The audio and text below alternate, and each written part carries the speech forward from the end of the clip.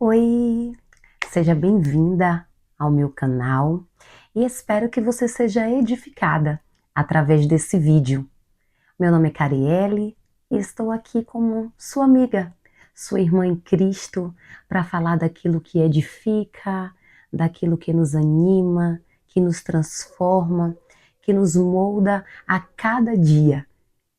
O que é, Cari, que você está falando? Estou falando sobre a palavra de Deus, sobre a presença de Jesus, sobre o mover do Espírito Santo.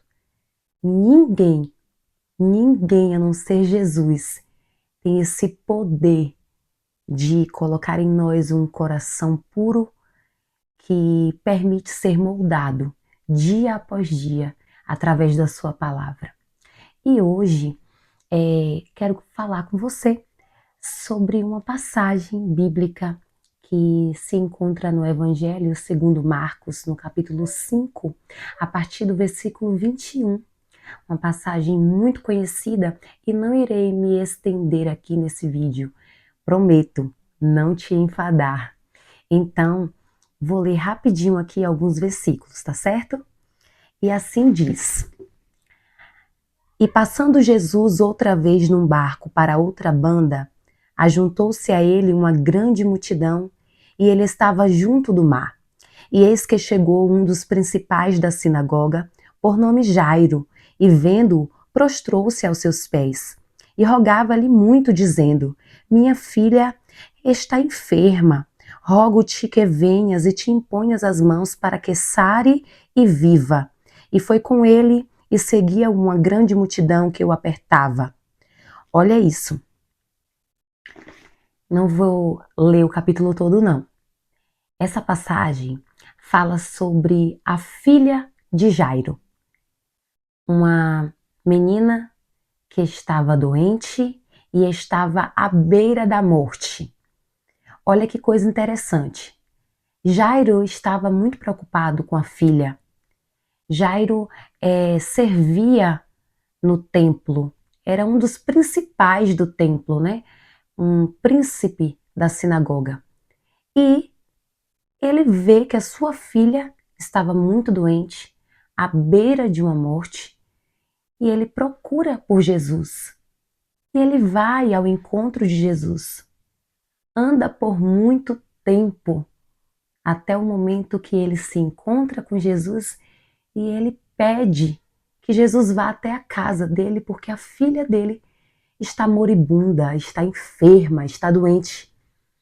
E, de repente, Jesus, que estava sendo apertado por uma grande multidão, é parado porque uma mulher que estava sofrendo com fluxo de sangue há mais de 12 anos toca no vestido de Jesus. Jesus procura saber quem foi que tocou e de repente os discípulos ficam falando: Mestre, mas tanta gente te aperta e o Senhor ainda pergunta quem te tocou? E Jesus diz: Mas é porque foi um toque diferente, foi um toque que de mim saiu virtude. De repente, nesse intervalo de tempo em que Jairo já tinha pedido a Jesus para ir na casa dele, mas Jesus para no caminho para atender outra pessoa e não sei o que pode ter passado na mente de Jairo naquele instante. Talvez ele tenha pensado: nossa, acabei de falar com o mestre que minha filha está à beira da morte e ainda assim ele decide parar no caminho para atender outra pessoa.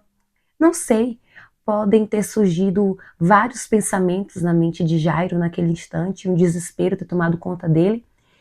E aí Jesus para no caminho, cura no caminho e a enfermidade que estava na filha de Jairo não esperava. E quantas vezes a gente se desespera pelo cenário que a gente se encontra?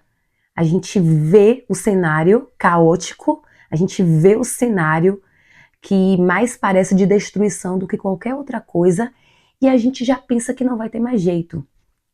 Nesse intervalo de tempo, alguém chega e fala com Jairo: Jairo, não enfades mais o mestre, não importunes mais o mestre, porque a tua filha morreu. Ou seja, alguém chega com uma má notícia para destruir um tantinho de fé que sobrava e diz: não tem mais jeito. Não importunes mais Jesus, porque não adianta ele chegar lá. Não adianta, porque ela já está morta. E agora imagina você comigo. Quantas vezes na nossa vida acontece justamente isso? A gente procura Jesus, a gente bate na porta de Jesus e às vezes a gente, pelo desespero, começa a falar das nossas dores, dos nossos desesperos de alma para pessoas que a gente acha que vai nos ajudar. E de repente são essas pessoas que querem destruir a nossa fé, que querem minguar os nossos sonhos, que querem nos fazer parar no caminho e não acreditar na providência que o nosso Deus pode nos dar. No nosso meio do caminho, na nossa vida, na nossa jornada, a gente vai encontrar muita. Na beira do caminho, vamos encontrar muitas pessoas que querem nos fazer parar. Pessoas que serão usadas pelo inimigo para querer minguar a nossa fé e destruir os nossos sonhos. Pessoas que vão querer fazer a gente enxergar que naquele cenário de destruição é impossível acontecer algum tipo de vitória. Mas olha que coisa interessante, e eu glorifico a Deus por isso. É justamente no cenário de destruição, no cenário caótico, que a misericórdia de Deus se revela, se renova e que Deus efetua o milagre. Porque fazer milagre quando já tudo é favorável, não tem como o nosso Deus ser glorificado, não é verdade? Porque a gente vai ter aquela vitória como sendo puramente nossa.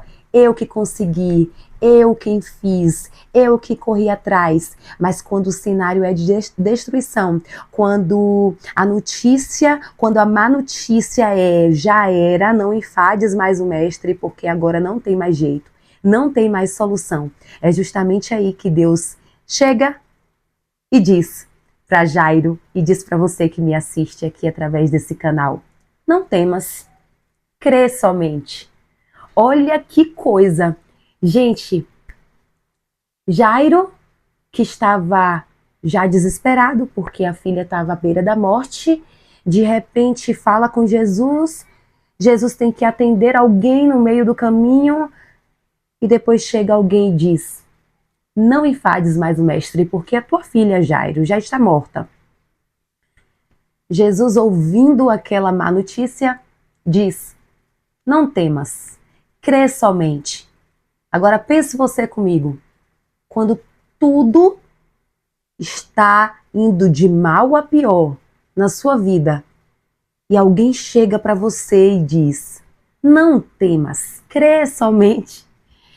Parece até loucura, porque imagina aí, Jairo recebendo a notícia que a filha já estava morta e alguém diz para ele: não temas, crê somente. Ah, eu acho que ele respirou fundo naquela hora, mas creu. Em nenhum momento ele duvidou que Jesus poderia fazer o milagre. E o interessante é que uma multidão apertava Jesus. Uma multidão seguia Jesus. Só que em um dado momento ele diz: pronto, vocês só me seguem até aqui, porque daqui para frente eu só quero 3 comigo. Não é todo mundo que a gente deve levar no nosso caminho. Não é todo mundo que deve permanecer ao nosso lado. Tem gente que só vai até determinado instante caminhando conosco, mas tem um dado momento que chega que Jesus diz: não. Aí Jesus diz: não, só até aqui. E o interessante é que quando Jesus chega na casa de Jairo com Pedro, Tiago e João, a casa de Jairo tá assim, lotada. Porque ou coisa para acontecer que quando tem alguma coisa ruim acontecendo, todo mundo quer ver. Todo mundo corre para ver. E pasme, não é para ajudar. É por causa da curiosidade. É por causa da curiosidade. É porque quer ver o que está acontecendo de ruim para poder passar a má notícia. E aí Jesus chega na casa, tá um alvoroço, tá um chororô, como a gente diz aqui no interior da Bahia, tá uma gritaria, a família já estava desesperada mesmo. E aí de repente, olha o que Jesus diz, viu? Deixa eu me encontrar, deixa eu me encontrar aqui. E aí Jesus disse bem assim: por que chorais? Por que vos alvoroçais? A menina não está morta, ela dorme.